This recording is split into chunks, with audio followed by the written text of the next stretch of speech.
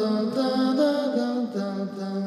lot of people want to know what happens after they die. Evidence shows, you put together all scientific evidence, biological and physics and thermodynamic, you have no existence after you die. As it just so happens in this life, there are many things that we wonder about, such as the possibility of an afterlife, or whether or not supernatural beings exist. Is it reasonable to believe that we are within the domain of the divine? And could it be that factors of sin and karma are things that we should take seriously? Why is it that people are not readily listening to the true sages and wise men of the ancient past? But as to whatever atheists say about the afterlife, people seem to readily agree with them without giving it a second thought. And now I will play you the clip whereby the atheist says something about the afterlife that he cannot possibly know to be true. If you want to ask science what science says about it, you put together all scientific evidence, biological and physics and thermodynamic. You have no existence after you die. And you say, well, what does that feel like? I'll tell you exactly what it's like. This is what it was like before you were born. You're not asking yourself, what was it like before I was born? I had to have some existence. You didn't. You have no existence, a state of non-existence before you were born. So I'm not given reason to think that your state of non-existence in death differs in any fundamental way from your state of non-existence before you're born. In this case, I would say the atheist is using a kind of advanced persuasion technique because he uses an analogy that is also unlike an analogy, whereby the two things being compared share the same likeness or the same category. This in turn makes the statement sound far more profound than it really is, as this is a comparison between birth and death. This even follows a chronological order, giving you the impression of a poignant observation. To many listeners, this may even feel like a pure recollection.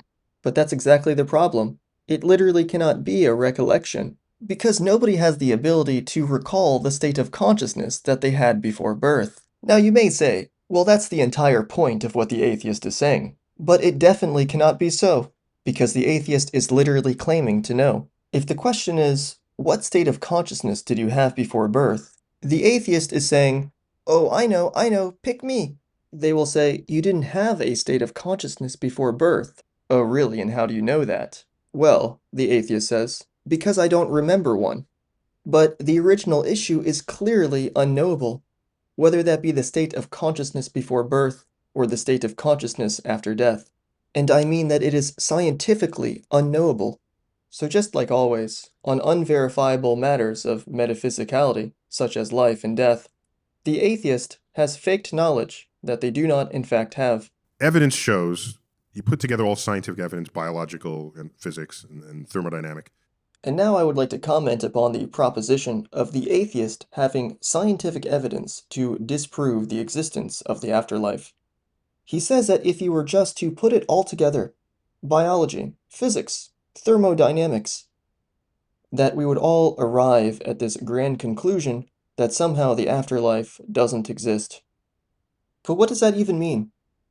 Does that mean that the conclusion will be conclusively irrefutable? Does it mean that the conclusion will be demonstrated by science within the physical world? And I just want to tell you that it certainly does not, as none of mankind's current science has the ability to act upon anything beyond this physical world, or as it is more technically said, what can be causally interacted with and measured, even if it's invisible.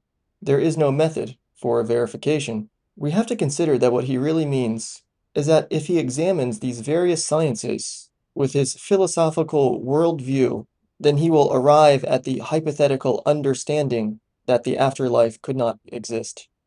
That is a far cry from scientifically demonstrating that an afterlife or a before birth does not exist. And I wonder how it is that we live in a society that will just allow such a frivolous untruth to go unchecked. I would like to thank you for listening to A Thinker Caught Thinking. Please like, share, and subscribe to this amazing video.